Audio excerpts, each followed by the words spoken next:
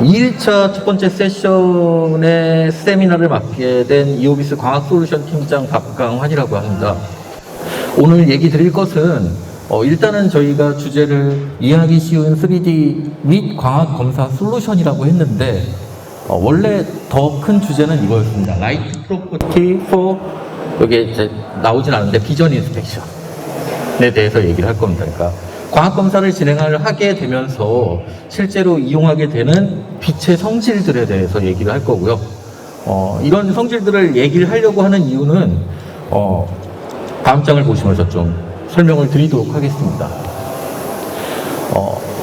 머신비전 이 어플리케이션에 계시면서 이제 기존의 그 검사 니즈가 어땠는지 기억을 하신다면 예전에는 거의 대부분 이랬습니다. 더 작은 디펙을 더 빨리 검사하고 싶다. 맞나요? 그러니까 디펙의 크기가 점점점 작아지고 그런데 우리가 검사해야 될 물체 또는 택타임들은 점점 빨라지다 보니까 필연적으로 더 작은 물체를 더 넓게 검사하고 싶다라는 게 가장 큰 어떤 머신비전 검사의 니즈였습니다. 상당히 크리티컬하지만 단순했죠. 그러다 보니까 머신비전 광학계가 근 10년 동안 어떻게 검사가 진행이 됐냐면 어떻게 발전을 했냐면 대면적의 아주 높은 해상력을 가지고 있는 렌즈들, 그렇죠? 그러니까 더 높은 더 작은 디펙을 볼 수는 있지만 그런데 더 넓게 보고 싶기 때문에 더 넓은 센서를 가지고 있는 카메라와 함께 그 센서를 커버할 수 있는 대면적 광학계, 하지만 해상력은 훨씬 좋은 광학계를 만드는 게 가장 큰 관건이었습니다. 근데 요 몇 년 사이에 조금씩 트렌드가 바뀌고 있다라고 생각한 게 고객의 니즈가 또는 여러분들의 니즈가 기존에 더 작은 물체를 보겠다, 아니면 더 많은 걸 검사하겠다, 더 빨리 검사하겠다 해서 좀 더 복잡하게 바뀌기 시작했습니다. 현재에 와서는 제가 지금 받고 있는 니즈를 몇 개 예를 들었는데요.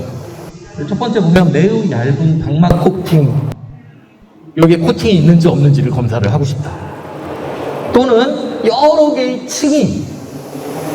개의 층으로 나뉘어진 어떤 물체를 두께 같은 걸 검사를 해보고 싶다. 또는 어떤 디펙의 높이를 보고 싶다. 또는 내가 보고자 하는 어떤 물체의 표면 아래에 있는 디펙을 검사하고 싶다. 이런 식으로 기존에 더 작은 물체를 보겠다, 또는 더 빠르게, 더 많이 보겠다는 거에서 여러 가지, 그러니까 패턴이, 그러니까 보고자 하는 샘플의 패턴이 바뀜에 따라서 점점 복잡해짐에 따라서 우리가 보려고 하는 디펙의 난이도가 기존과는 상상할 수 없을 정도로 높아졌습니다. 이제 이게 문제가 되죠. 예전에는 더 좋은 렌즈만으로 모든 게 거의 끝났는데, 그리고 더 큰 센서를 만들면 모든 게 끝났었는데, 그게 아니라 다른 방법으로 검사를 해야 될 필요성이 생긴 겁니다. 그래서 이런 식으로 하기 위해서 요즘에 제일 많이 하는 게 이겁니다. 야, 기존의 2D 검사로는 안 돼. 어떻게? 2D에서 너가 나아가서 어때? 3D까지 좀 보자. 맞죠? 그런 식으로 이제 얘기를 많이 하십니다. 그러면 실제로 우리가 빛으로 볼 수 있는 게 2D와 3D가 단가를 고민을 해봐야 됩니다. 빛이라는 놈이 도대체 어떤 성질을 가지고 있으며 그 성질을 이용할 때 어디까지 검사가 가능한지 알 수 있다면 우리가 지금 하고 있는 이런 고민들을 조금이라도 더 쉽게 해결할 수 있지 않을까라고 생각을 해서 이번 세션을 준비를 했습니다. 그래서 여기서 특별히 어떤 3D 기법을 설명하기보다는 우리가 흔히 알고 있는 빛이라는 놈이 어떤 성질을 가지고 있고 그 성질을 이용해서 어떤 검사법들이 있는지를 확인해 볼 계획입니다. 자, 빛을 한번 보도록 하죠. 우리가 흔히 알고 있는 이제 빛이라는 놈입니다. 자, 이 빛을 이용해서 우리가 가장 쉽게 볼 수 있는 게 뭘까요? 밝기입니다. 밝기. 이 밝기의 변화를 통해서 우리가 컨트라스트라는 걸 얻게 되고요. 이 컨트라스트를 통해서 우리가 어떤 딥팩의 유무를 검출하게 됩니다. 가장 고전적이고 가장 쉬운 검사 방법이죠. 이게 빛이 가지고 있는 첫 번째 정보입니다. 두 번째는 뭐가 있을까요? 밝기 다음에 나올 수 있는 게 색깔, 파장입니다. 빛은 파장에 따라서 여러 가지의 색들로 나뉘어질 수 있습니다. 그 다음에 이제 우리가 볼 때 가시광선이라는 놈 외에도 가시광선보다 파장이 길면 이제 IR이라는 놈도 있고요. 그 다음에 가시광선보다 파장이 짧을 때는 UV라는 놈도 있습니다. 두 번째로 우리가 검사에 이용할 수 있는 성질은, 빛의 성질은 바로 파장입니다. 자, 세 번째는 평광입니다. 빛은 아주 대표적인 전자기파입니다. 일렉트로마그네틱 웨이브. 그러니까 빛도 파죠. 맞죠? 파장의 일종입니다. 이 빛이라는 파는 자연 상태에서는 사방으로 이렇게 진동을 하는데요.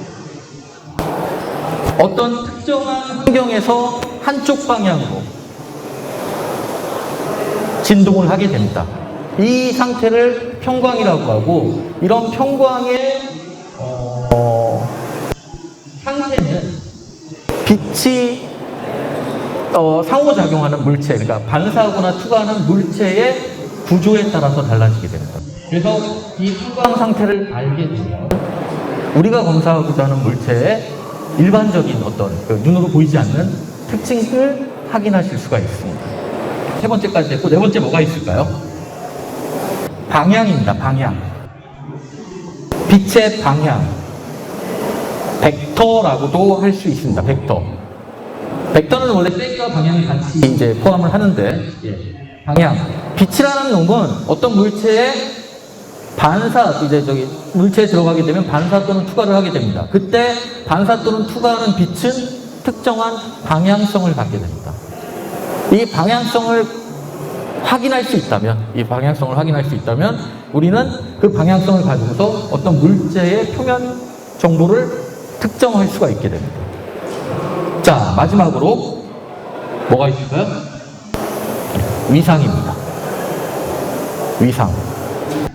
빛은 아까도 얘기 드렸지만 파입니다. 이런 파이기 때문에 파가 시작되는 시작점이 각각 다를 수가 있습니다. 또는 인위적으로 파가 시작될 때 시작점을 같이 만들 수도 있습니다. 같은 시작점을 갖도록.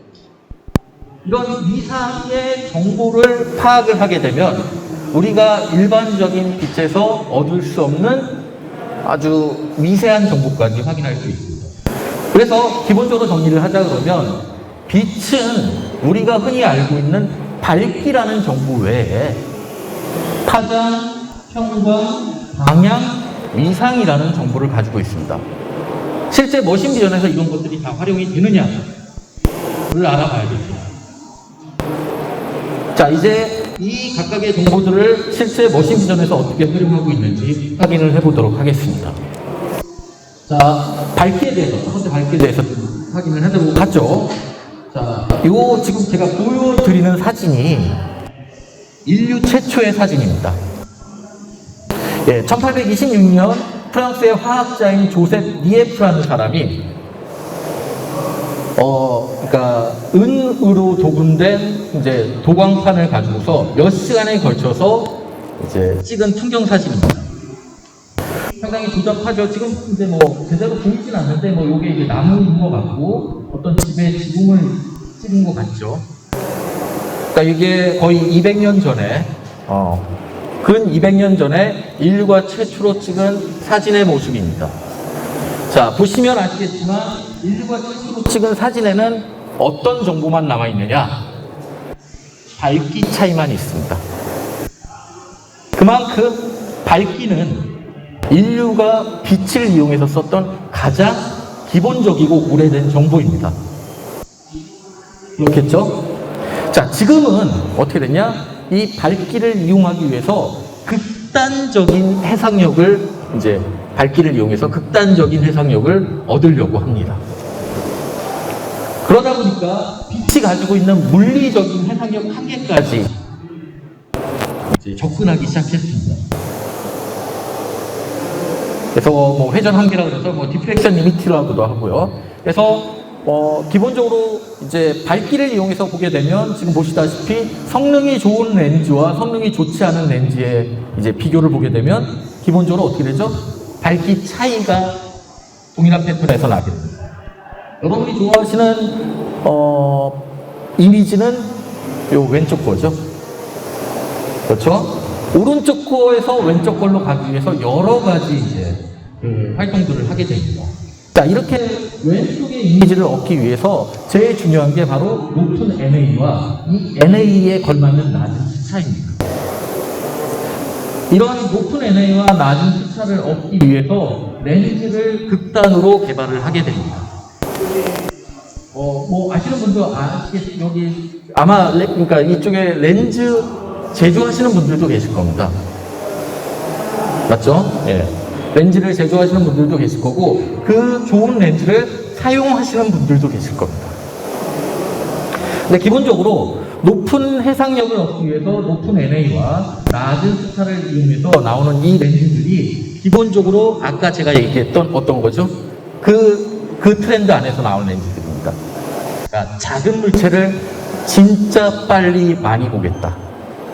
그 트렌드 하에서 개발된 렌즈들이 바로 이런 종류의 렌즈입니다.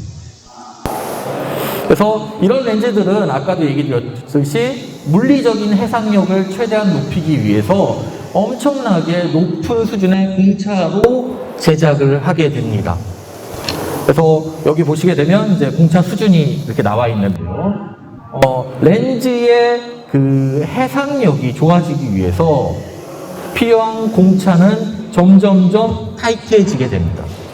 그러다 보니까 이런 높은 해상력을 가지고 있는 렌즈들은 기본적으로 가격이 비싸죠.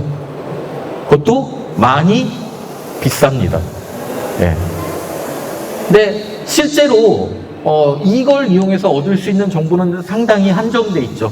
뭐죠? 밝기 데이터가 거의 그러니까 우리가 얻을 수 있는 정보는 밝기 변화밖에 없습니다. 자, 이런 트렌드에서 벗어나기 위해서 두 번째로 나온 게 바로 파장입니다. 여기 뭐 기억하시는 분들도 계실 건데 저도 어릴 때 처음에 흑백 TV에서 저기 초등학교 때 칼라 TV로 넘어갔을 때 엄청났습니다. 저만 기억하는 거 아니죠? 예. 기억하시죠? 예.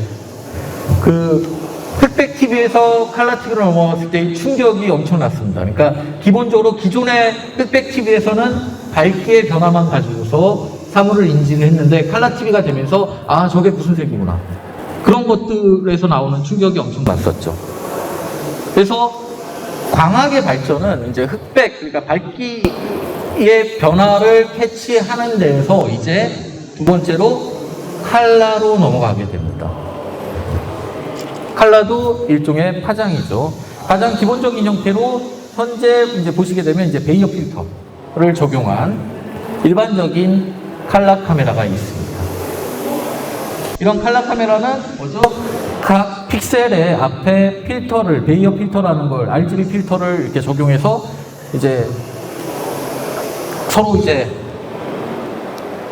칼라를 만드는 거죠. 그 RGB 필터에 들어오는 빛의 양에 따라서 칼라를 조절을 하게 됩니다. 이런 형태의 정보들은 그런데 이제 만들어진 정보들이 너무 많다 보니까 더 높은 수준의 칼라 분해력을 얻기 위해서, 칼라 정보를 얻기 위해서 이제 3CCD 카메라라는 게 나왔습니다. 그리고 이거에서 만족하지 못하고 지금은 어떻죠? 멀티 스펙트럴이라는 게 나오고 하이퍼 스펙트럴이라는 게 나왔습니다. 이 멀티 스펙트럴이라 하이퍼 스펙트럴은 뭐냐면 기존의 RGB의 세 가지 컬러에서 벗어나서 더 많은 양의 스펙트럼, 파장을 구분하기 위해서 나온 방법입니다. 멀티스펙트럴과 하이퍼스펙트럴의 차이는 뭐냐면, 멀티스펙트럴은 지금 보시는 것 같이 파장이 끊겨서 들어옵니다. 그러니까 디스크리트한 파장 정보를 갖게 됩니다. 근데 그에 비해서 하이퍼스펙트럴은 지금 보시는 것 같이 어떻죠? 파장이 연속되어서 보입니다. 그러니까 컨티뉴어스 파장 정보를 얻는 것이 바로 하이퍼스펙트럴의 특징입니다. 그래서 보시면 아시겠지만, 기본적으로 파장을 이용해서 기존의 밝기에서 얻을 수 없는 정보를 얻게 됩니다.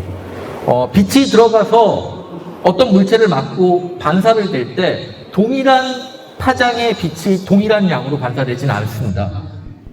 그러면 모든 물체들이 다 하얗게 보이겠죠?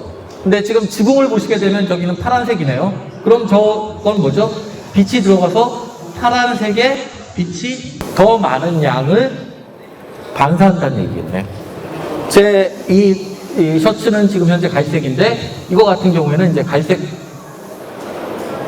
부분의 파장이 더 많은 양의 빛을 반사한다는 겁니다. 이거를 파장별로 좀 더 세분화해서 쪼개서 그걸 분석을 할 수 있다라고 하게 되면, 기존의 밝기 변화만으로 얻을 수 없었던 어떤 새로운 패턴, 그러니까 새로운 특징들을 잡아낼 수가 있게 됩니다. 그래서 기존의 밝기 변화에서는 콘트라스트, 그 다음에 해상력이 더 중요한 요소였지만, 여기서는 뭐냐면 파장의 분해력이 더 이제 중요한 그러니까 검사 요소가 되게 됩니다. 그러니까 기본적으로 제가 봤을 때 레터럴 레졸루션과 그러니까 이런 하이퍼스펙트럴이나 멀티스펙트럴 광학계를 쓰시는 분들은 레터럴 레졸루션과 그러니까 스펙트럴 레졸루션을 트레이드 오프 하기도 합니다. 그러니까 조금 레터럴 레졸루션을 죽이고 오히려 파장 분해력을 느껴서 기존에 안 보였던 걸 보이게 한다든가 그런 식으로 이제 활용을 하십니다. 그 다음에 아까 제가 서두에서도 말씀을 드렸었는데요. 파장은 기본적으로 이제 가시광선 외에도 이 밖에 어떤 파장들도 활용이 가능합니다. 그래서 가장 기본적으로 이제 UV와 IR 어플리케이션을 이제 적용을 하실 수가 있습니다. UV 같은 경우에는 가시광선보다 파장이 짧은 빛을 얘기하죠. 기본적으로 UV에서는 파장이 가시광선보다 짧기 때문에 회절이 덜 일어나게 됩니다. 그러면서 같은 크기의 패턴이라도 훨씬 더 선명하게 보일 수가 있습니다. 그러다 보니까 아주 작은 패턴을 검사를 해야 되는 반도체 분야에서 좀 많이 쓰이고요.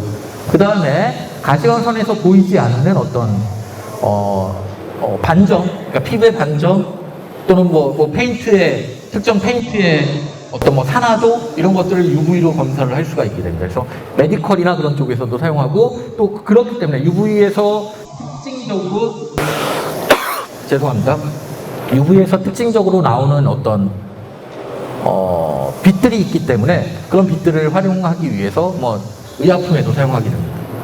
이거 외에도 여러 가지로 많이 사용을 합니다. 그런데 제가 지금은 이제 이렇게 간단하게 세 가지만 소개를 드린 거고요. 그 다음에 IR 같은 경우에는 기본적으로 제일 많이 쓰이는 게 뭐냐면 열을 잡기 위해서 쓰입니다. 지금 요게 보시면 동일한 패턴인데, 여기 보시면 어떻죠? 요게 파워가 온 됐을 때, 요 부분에 이제 어떤 특정 패턴이 그 파워가 온 된 상태에서 열이 발생되면서 검사가 되는 겁니다. 그래서 IR 같은 경우는 열을 검사하거나 아니면 IR이 투과력이 높기 때문에 기존의 가시광선으로 보이지 않았던 어떤 표면 밑에 패턴을 검사할 때 많이 쓰이게 됩니다. 근래에 저희도 IR을 이용한 어떤 그 어플리케이션들을 검토해 달라는 니즈가 상당히 많아서 제가 봤을 때는 점차적으로 IR 또는 NIR에 대한 어떤 그러니까 사용처가 점점 확대되지 않을까 기대를 하고 있습니다. 자, 세 번째로 이제 설명을 드릴 게 바로 이제 평광입니다. 폴라리제이션. 평광 같은 경우에는 요 사진은 이제 엘립소메트리라는 장비입니다. 아까도 얘기 드렸듯이 평광이라는 것은 빛이 특정 방향으로 진동하는 현상을 평광이라고 합니다. 그러니까 빛은 전자기파라고 얘기를 했고, 전자기파이기 때문에 빛이 지나가게 되면 이렇게 전하가 이런 식으로 이제 흔들리게 됩니다. 그리고 특정 물체에서 그 물체가 가지고 있는 전하, 그러니까 전자나 어떤 분자 구조에서 플러스 또는 마이너스 극성을 가지고 있는 전하들이 그 빛의 영향, 흔들리는 거에 영향을 받아서 같이 흔들리게 됩니다. 그래서 특정 분자 구조를 가지고 있을 때 어떤 전하가 빛이 들어와서 막 이렇게 흔들었는데 이렇게 이렇게 속박돼 있다 그러면 특정 방향으로만 이렇게 흔들리게 되죠. 그러면 여기서 또 전자기파가 나오게 됩니다. 그러면 이 전자기파가 빛과 간섭을 일으켜서 빛이 특정 방향으로만 이제 반사되는, 그러니까 진동을 하면서 반사되는 현상이 생기게 됩니다. 이거를 이제 평광 또는 부분 평광이라고 하는데, 그렇기 때문에 지금 얘기 드렸듯이 빛이 반사될 때 평광되는, 흔들리는 방향을 분석할 수 있다 그러면 이 반사된 물체의 어떤 분자 구조나 어떤 그 물체의 특징들을 확인하실 수가 있습니다. 그래서 이런 것들을 확인하기 위해서 쓰는 게, 아주 미세하게 확인하기 위해서 쓰는 게 바로 엘립소메트리라는 장비고요. 네. 이런 아주 미세한 평광의 변화를 측정을 해서 우리가 검사하고자 하는 어떤 물체의 표면 검사를 할 수가 있게 됩니다. 그리고 일반적으로 좀 더 쉽게 쓰는 게 바로 이제 포토엘라스틱, 광탄성이라는 겁니다. 광탄성이라는 것은 지금 보시다시피, 죄송합니다. 예쁘죠?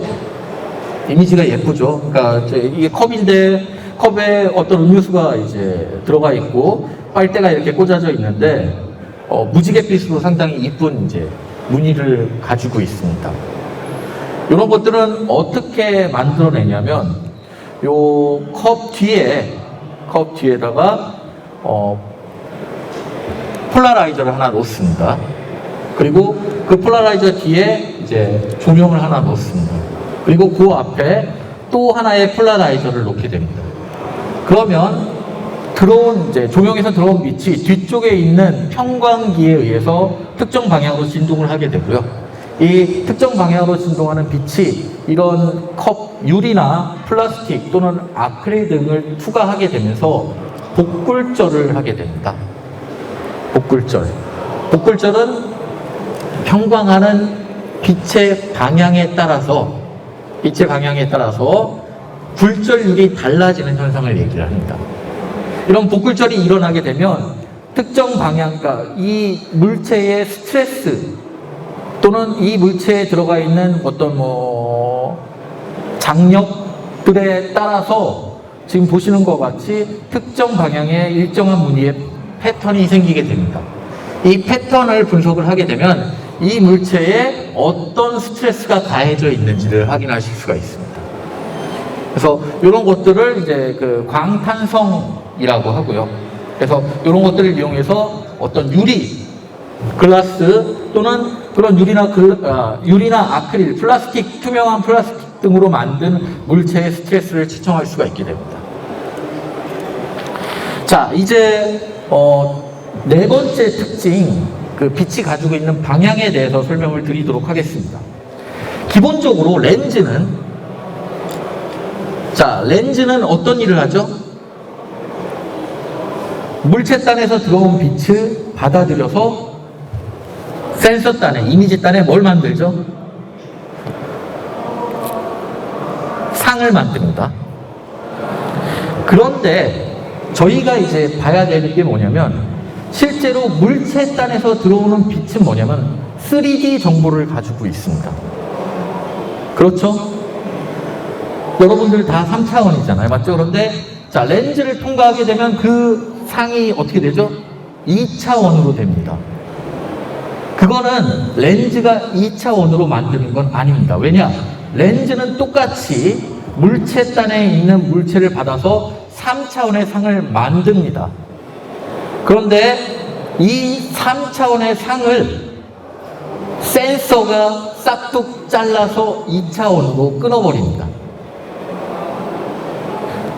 상을 3차원을 만들어줬는데 기본적으로 센서가 받아들일 수 있는 정보의 양은 XY축밖에 없어요. 그러니까 이런 3차원으로 만들어진 상을 어떻게 되죠? 딱 끌어서 이렇게 보게 되면, 자, 센서를 상의 코 쪽에다가 초점을 맞추게 되면 코만 선명하게 보이게 되고, 나머지는 어떻게 되죠? 흐릿하게 보이죠.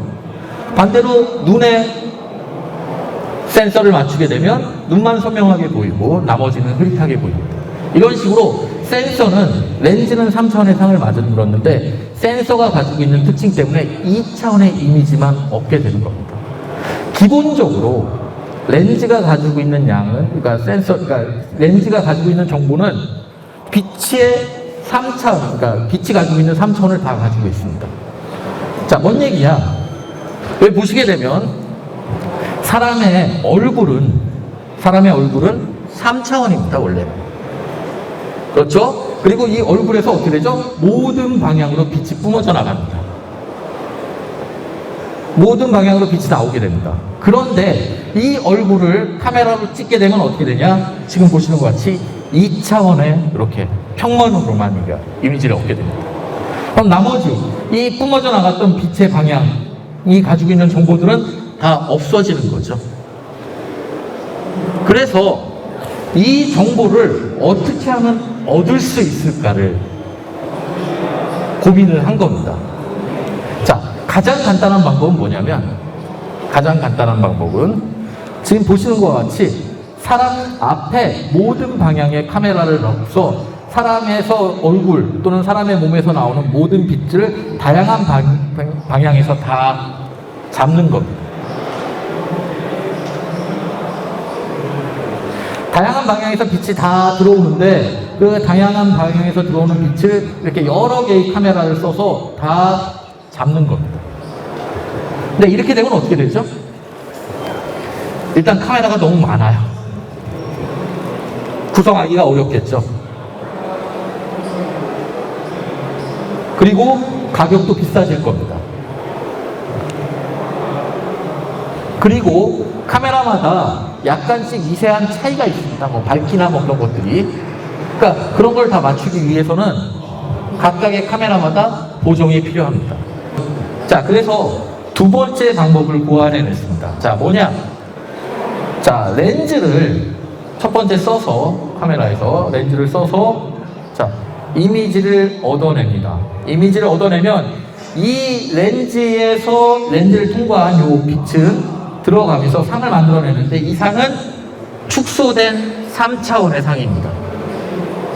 그렇죠? 축소된 3차원의 축소된 3차원의 상을 얻어내고, 이 축소된 3차원의 상 앞에 이 첫 번째처럼 똑같이 센서 바로 앞에 마이크로 렌즈를 이렇게 배열해서 요거와 동일한 효과를 얻게 만드는 겁니다. 이걸 라이트 필드라고 합니다. 자, 이런 식으로 촬영된 이미지가 이겁니다. 징그럽죠? 네. 지금 보시게 되면 요게 눈, 요게 코, 요게 입 이런 게 있는데, 지금 보시다시피 어떻게 되죠? 눈 근처에 눈 하나가 여러 가지 방향으로 같이 찍혔습니다. 이빨도 지금 웃고 있는 이빨이 지금 어떻게 되죠? 이빨 하나가 여러 가지 방향으로 다양한 방향에서 찍혔습니다. 그럼 이렇게 되면서 어떻게 되죠? 우리가 기존에는 한 방향에서만 이미지를 얻었는데, 눈이라면 눈, 정면으로 보고 있는 것만 얻었는데, 이런 형태를 얻게 되면서 어떻게 됐죠? 측면에서 보이는 눈, 더 측면에서 보이는 눈, 아예 옆에서 보이는 눈의 이미지를 다 얻게 됐습니다. 이 정보는 그러니까 이 카메라 하나로, 그러니까 어떻게 됐죠? 우리가 기존에 얻을 수 없었던 빛의 방향 정보도 같이 얻게 됩니다. 조금 전에 설명했던 걸 좀 더 이제 수식적으로 얘기를 한 건데, 실제로 이런 것들을 이제 플란 옵틱스 또는 라이트 필드 옵틱스라고 하는데, 사람들이, 그러니까 물리학자들이, 과학자들이, 자, 빛의 세기를 이제 측정을 할 때 일반적으로는 원래 17가지 항목으로 측정을 했습니다. 첫 번째가 뭐냐면 보고 있는 어떤 물체를 보고 있을 때 보고 있는 위치의 x, y, z 3차원 공간적 좌표. 그 다음에 이 물체가 광원을 보고 있을 때 어떤 광원의 각도, 이쪽 방향의 각도가 있고 이쪽 방향의 각도가 있겠죠. 그 두 개. 그 다음에 그 빛의 파장, 그 다음에 시간에 따른 빛의 변화 해가지고 이 7개의 항목을 가지고서 이제 7D 플라노틱스라고 얘기를 했는데요. 이걸 다 파악을 할 수 있다 그러면 제일 좋겠죠. 근데 그게 불가하다 보니까 어떻게 되냐? 지금 보시다시피 두 개의 렌즈 또는 그러니까 두 개의 표면을 통해 가지고 네 개의 좌표만을 가지고서 빛의 방향성만을 얻을 수 있는 방법을 고안을 해낸 겁니다. 그래서 아까 이렇게 네 개의 좌표를 이용해서 빛의 방향성만을 얻을 수 있는 방법이 아까 말씀드렸듯이 두 가지가 있는 겁니다. 하나는 지금 보시다시피 어떻게 되냐면 한 점에서 나오는 빛을 수많은 광학계를 이용해서 받아들이는 방법. 그러니까 멀티 카메라를 쓰는 방법. 첫 번째 방법이 있고요. 그 다음에 두 번째 방법은 요거랑 반대로 어떤 특정 물체에서 들어오는 빛을 다 받아들여서 다시 이제 센서 쪽에서 요 하나의 센서에서 다 받아들이는 방법. 요게 지금 얘기 드렸듯이 요 방법입니다. 지금 현재 그래서 요 방법을 쓰고 있는 게 라이트 필드라는 이제 기법이고 이 방법을 쓰게 되면 빛이 들어오는 방향에 따른 인텐시티를 각각 다 계산을 할 수 있기 때문에 어떤 특정 물체의 표면을 3D로 검사를 할 수 있거나 또는 이 방향을 이제 저희 후처리를 통해 가지고 이미 촬영된 이미지에 초점을 바꿀 수가 있게 됩니다. 사후에 자, 그 다음에 마지막으로 빛이 가지고 있는 5번째 정보는 바로 위상입니다. 위상. 아까도 얘기 드렸듯이 빛은 뭐죠? 파동입니다. 파동. 파라는 건 뭐죠? 처음에 시작할 때 시작점이 있습니다. 우리가 그 시작점을 위상이라고 얘기합니다. 자연 상태의 빛은 위상이 다 다릅니다. 그러니까 서로 다른 위상을 가지고서 그러니까 시작점에 출발점이 다 다르고서 어떤 거는 이렇게 출발하기도 하고 어떤 거는 끝에서부터 출발하기도 하고 어떤 거는 중간에서 출발하기도 하고 이런 빛들이 다 섞여 가지고 이제 뭐 백색광을 만들죠. 자연 상태의 빛을 만들죠. 그런데 이런 위상을 이제 뭐죠? 똑같은 데서 출발해서 인위적으로 만든 빛이 있죠. 그게 뭐죠? 레이저입니다. 레이저. 자, 레이저 같은 경우에는 동일한 파장의 빛을 동일한 출발점에서 같이 출발하게 돼서 계속 반복을 시켜서 어떻게 되죠? 이렇게 증폭을 시킨 빛입니다. 그러니까 같은 데서 출발한 빛들은 어떻게 되죠? 계속 합쳐지면서 점점 진폭이 증가하게 됩니다. 그래서 아주 강한 형태의 빛을 만들 수가 있게 됩니다. 이게 바로 레이저의 가장 기본적인 특징인데요. 백색광하고는 상당히 다르죠. 그래서 이 레이저를 이용해서 여러 가지 방법으로 위상을 측정할 수 있게 됩니다. 자, 빛이 우리가 이제 흔히 얘기하는 위상이라는 놈을 측정하기 위해서는 기본적으로 이제 들어가야 되는 게 간섭계라는 놈입니다. 간섭계. 간섭계는 이제 두 가지 형태가 있는데요. 가장 기본적인 간섭계가 첫 번째는 지금 보시다시피 백색광 간섭계라는 게 있고요. 두 번째는 이제 뭐죠? 오프 엑시스 간섭계가 있습니다.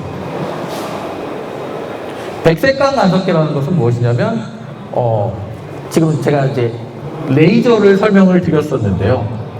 레이저 같은 경우에는 동일한 파장의 빛이 동일한 데서 출발해 가지고 서로 이제 증폭을 하면서 서로 증폭을 하면서 인텐시티를 키우게 됩니다. 근데 백색광은 제가 얘기 드렸듯이 어떻게 되죠? 다양한 파장의 빛이 서로 다른 출발점을 가지고서 이제 진동을 하게 됩니다. 이런 빛들은 서로 죄송합니다. 예. 서로 겹쳐졌을 때 이렇게 제가 이게 뭐죠? 이걸 증폭이 되거나 서로 또는 이렇게 상쇄가 되지는 않습니다. 그러니까 증폭이 되거나 상쇄가 되는 그 패턴을 우리가 간섭무늬라고 하는데요. 이런 간섭무늬가 백색광에서는 잘 생기지가 않습니다. 왜냐? 다양한 파장의 빛이 다양한 서로 다른 위치에서 출발을 하다 보니까 서로 지들끼리 만나더라도 증폭을 하거나 상쇄를 하지 못하는 겁니다. 서로 너무 다르다 보니까. 그런데 아주 미세한 길이 차이, 그러니까 두 개가 빛이 들어가서 지금 보시게 되면 이 빛은 이렇게 미러를 맞고서 나와서 이쪽으로 들어가고 또 하나의 빛은 샘플을 맞고서 이렇게 들어가는데 이 둘 사이에 미러를 맞고 들어간 빛과 센서를 맞고 그러니까 이제 샘플을 맞고 들어간 빛 사이에 아주 작은 경로 차이가 있다라고 하면 백색광도 간섭을 하게 됩니다. 이 간섭하는 정도를 보고서 그러니까 간섭하는 그 패턴을 보고서, 그러니까 간섭하는 세기를 보고서 높이를 측정하는 게 바로 백색광 간섭계입니다. 홀로그래피 같은 경우에는 동일하게 간섭계인데 지금 보시는 것과 같이 어떻게 됐죠? 샘플을 통과하는 빛과 그 다음에 미러를 통과하는 빛이 서로 이쪽에 들어가서 하나는 이렇게 들어가서 이 샘플에서 맞아서 이쪽으로 들어가고요. 나머지 하나는 이렇게 미러에서 맞아서 이렇게 들어가게 됩니다. 그런데 미러가 지금 어떻게 돼 있죠? 45도로 이렇게 들어가는 게 아니라 약간 비스듬히 들어가게 됩니다. 그럼 빛이 어떻게 되죠? 하나는 이런 식으로 들어가게 되고 하나는 옆에서 이렇게 약간 들어가게 됩니다. 그러니까 서로 같은 축을 가지고서 들어가는 게 아니라 약간 각도를 가지고 들어가게 됩니다. 이 각도가 틀어지는 이 형태를 오프 엑시스라고 하고요. 이 오프 엑시스 형태에서 빛이 들어가게 되면 이런 식으로 패턴이 생기게 됩니다. 이게 바로 이제 간섭무늬죠. 이 간섭무늬를 가지고서 우리가 알고 계시는 이제 퓨리에 트랜스폼을 하게 되면 위상 정보를 얻게 되고 이 위상 정보를 이용해서 이제 흔히 얘기하는 3차원 이미지를 얻을 수 있게 됩니다. 자, 결과적으로 기본적으로 제가 이제 처음에 얘기를 드렸듯이 빛이라는 놈은 우리가 흔히 이제 처음에 얘기를 했을 때 일반적으로 쓰이는 것은 밝기와 파장이 가장 많이 쓰였습니다. 그런데 실제로 들여다보니까 빛의 성질을 확인을 하다 보니까 밝기와 파장은 빛이 가지고 있는 빛이 가지고 있는 정보의 일부일 뿐이고 그 외에 여러 가지 정보들이 더 있다라는 걸 이제 지금까지 설명을 드렸습니다. 그러니까 그 정보가 그러니까 밝기와 파장 외에 평광, 그 다음에 방향, 그 다음에 위상이라는 놈이 있습니다. 현재 이오비스에서는 이렇게 그 빛이 가지고 있는 5가지의 정보들을 최대한 이용하기 위해서 여러 가지 솔루션들을 확보하고 있습니다. 지금 현재 인텐시티, 그러니까 밝기를 이용해서 할 수 있는 초고해상도 광학계도 확보를 하고 있고, 그 다음에 일반적인 그 라인 프로파일을 이용하는 3D 검사 장비도 가지고 있습니다. 그 다음에 파장을 이용할 수 있는 어떤 트루칼라 360D 카메라 또는 UV IR 카메라도 가지고 있고요. 그 다음에 세 번째, 아까 얘기 드렸던 라이트 필드를 확인할 수 있는 레이트릭스라는 그 마이크로 렌즈 어레이가 있는 레이트릭스라는 카메라도 확보를 하고 있습니다. 솔루션으로서. 그 다음에 제일 마지막으로 얘기 드렸던 위상을 확인할 수 있는 백색광 간섭계나 동일한 원리를 이용한 대면적 간섭계도 솔루션으로 확보를 하고 있습니다. 기본적으로 이오비스에서는 현재 작년까지만 하더라도 이런 부분을 다 아우를 수 있는 팀이 없었습니다. 그런데 올해 저를 포함해서 현재 그 광학 솔루션 팀이라는 이제 광학 전문 팀이 신설이 되었고요. 네, 저를 포함해서 지금 바로 위에 이제 R&D 매니저, 그러니까 3D 또는 뭐 광학기를 개발할 수 있는 R&D 매니저가 같이 있고요. 그다음에 그 위에 이제 실제 고객을 직접적으로 서포트 해줄 수 있는 2D 솔루션 매니저, 그다음 3D 솔루션 매니저, 그다음에 이들의 그 아이디어를 구체적으로 구현할 수 있는 이제 메커니컬 디자인까지 같이 이제 확보를 했습니다. 그래서 고객분들이 검사를 위해서, 그러니까 광학 검사를 위해서 실제 여러 가지 솔루션들이 필요할 때 최대한 빛의 성질을 이용해서 근본적으로 문제를 해결해 줄 수 있는 솔루션을 낼 수 있도록 지속적으로 도움을 드릴 수 있도록 노력을 하겠습니다. 예, 이상입니다.